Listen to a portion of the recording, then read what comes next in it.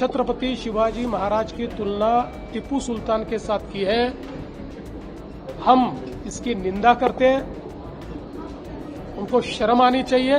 अंग्रेजों से लड़कर टीपू की शहादत हुई, जेल में बैठकर टीपू तुम्हारे वीर की तरह 6 लव लेटर नहीं लिखा अंग्रेजों को मैं माफ कर दो, तुम जो बोले मैं करता हूं। क्या ये बात सच नहीं है देवेंद्र फडणवीस साहब कि टीपू की लाश के पास से उसके पास से अंगूठी निकली सोने की, उस पे क्या लिखा हुआ था? राम।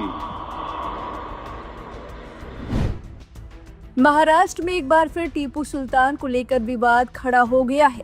मालेगांव के डिप्टी पार्षद शाने हिंद निहाल अहमद के दफ्तर में लगे टीपू सुल्तान की फोटो ने राज्य की सरकार यानी बीजेपी और शिवसेना का खून खौला दिया है। हालांकि कांग्रेस और एआईएमआईएम ने टीपू सुल्तान के विवाद पर पार्षद का समर्थन किया और टीपू सुल्तान के मुद्दे पर सीएम देवेंद्र फडणवीस को जमकर घेरा।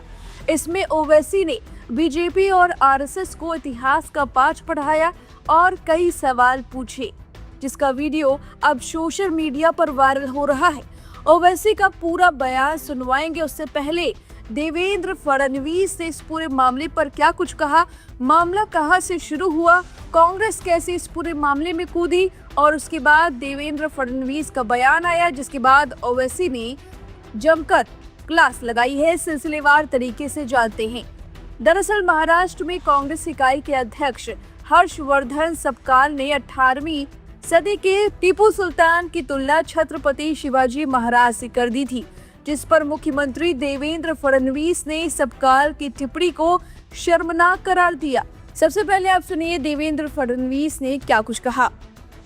छत्रपति शिवाजी महाराज की तुलना टीपू सुल्तान के साथ की है। हम इसकी निंदा करते हैं, उनको शर्म आनी चाहिए। छत्रपति शिवाजी महाराज जिन्होंने मुगलों के साथ लड़ाई करके स्वराज्य का निर्माण किया और हजारों हिंदुओं को कत्ल करने वाला टीपू सुल्तान, वो और महाराज, इनको एक समान आदर दिया जाए, इस प्रकार की बात अगर कांग्रेस पार्टी कहती है तो वोटों के लालच में ये कितने भी जूते चाटे, महाराष्ट्र और देश इसको सहन नहीं करेगा।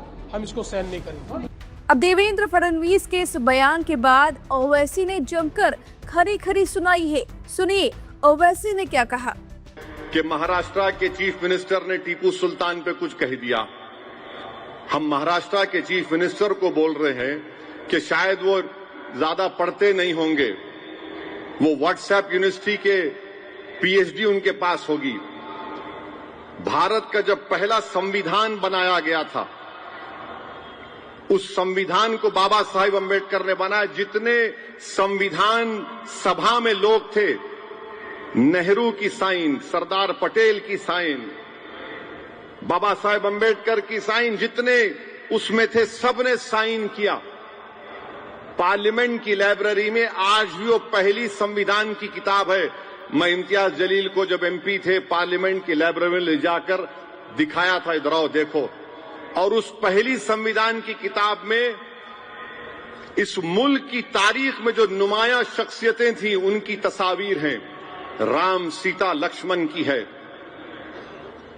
गुरु नानक की है, मुगल बादशाह अकबर की है, झांसी की रानी की है, गुरु नानक की है और टीपू सुल्तान की भी फोटो उसमें है। तो फडणवीस साहब वो पढ़ लो आप। जब सरदार पटेल साइन कर रहे तो आप बड़े हैं या पटेल बड़े हैं, हमको बता दो आप।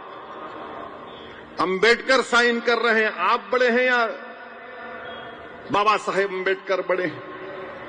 अच्छा, दूसरी बात, जब 1799 में टीपू सुल्तान की शहादत हुई, अंग्रेजों से लड़कर टीपू की शहादत हुई, जेल में बैठकर टीपू तुम्हारे वीर की तरह 6 लव लेटर नहीं लिखा अंग्रेजों को मैं माफ कर दो, तुम जो बोले मैं करता हूं। टीपू तलवार लेकर अपने मुल्क को अंग्रेजों से आजाद कराने के लिए शहीद हो गया और अंग्रेजों को टीपू से इतना डर था कि 1.5 घंटे तक टीपू की लाश पड़ी रही। अंग्रेजों की फौज के घेरे में टीपू की लाश है, मगर डर रहे थे कि अगर शेर उड़ गया तो क्या होगा। जब जाकर देखे तो टीपू का जिस्म गर्म था। क्या यह बात सच नहीं है देवेंद्र फडणवीस साहब कि टीपू की लाश के पास से, उसके पास से अंगूठी निकली सोने की, उस पे क्या लिखा हुआ था? राम। उस पर राम लिखा हुआ था। और 2014 में बर्तानिया में 1,40,000 पाउंड में उसका हर्राज हुआ। क्या यह बात झूठ है कि एपीजे अब्दुल कलाम ने अपनी किताब विंग्स ऑफ फायर में लिखा कि भारत मौजूदा जो मिसाइल टेक्नोलॉजी, रॉकेट टेक्नोलॉजी को आज कर रहा है, वो टीपू के ख्वाबों को हम पूरा कर रहे हैं। एपीजे अब्दुल कलाम तो आपके लिए हीरो है ना, हमारे लिए भी है, मगर आपके लिए ज्यादा है। आप तो बोलते नहीं हर मुसलमान एपीजे अब्दुल कलाम क्यों ना चाहिए। ठीक है, मैं खराब हूं, वो अच्छे हैं, तो उनकी बात को मान लो।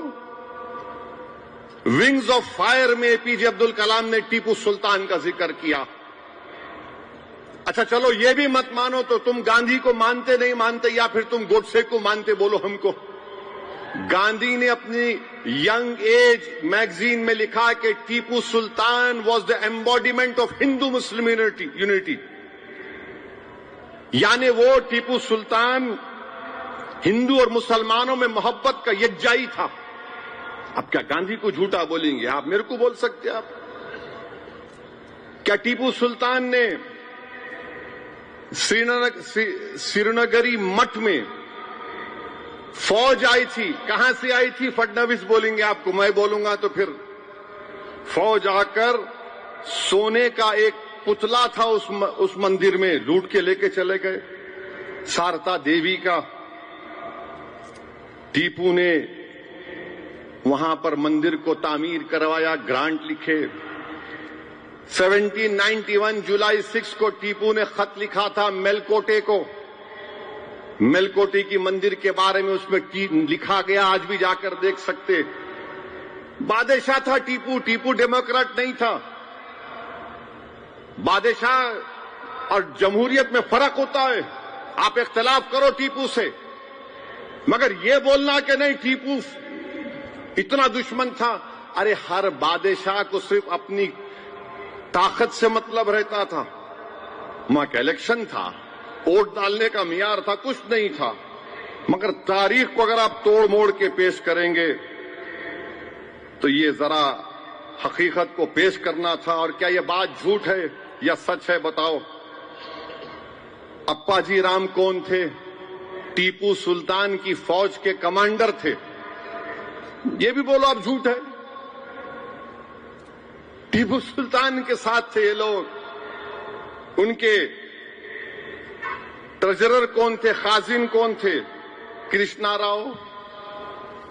तो बीजेपी जो है इस तरह से तारीख को पेश करती कि नफरत पैदा कर दो, मगर भारत की पहली संविधान की किताब में टीपू की फोटो है या नहीं बता दो। चलो, ये तो 1950 की बात कर रहा हूं। तो सुना आपने, अब मामला आग की तरफ बढ़ता ही जा रहा है। लगातार इस विवाद में हर नेता अपनी अपनी टिप्पणी दे रहे हैं। अब देखना होगा इस विवाद का अंत कहां तक होगा। अब इन सभी बयानों पर आपकी जो भी राय है, हमें कमेंट करके अपनी राय जरूर दें। बने रहिए लाइव हिंदुस्तान के साथ।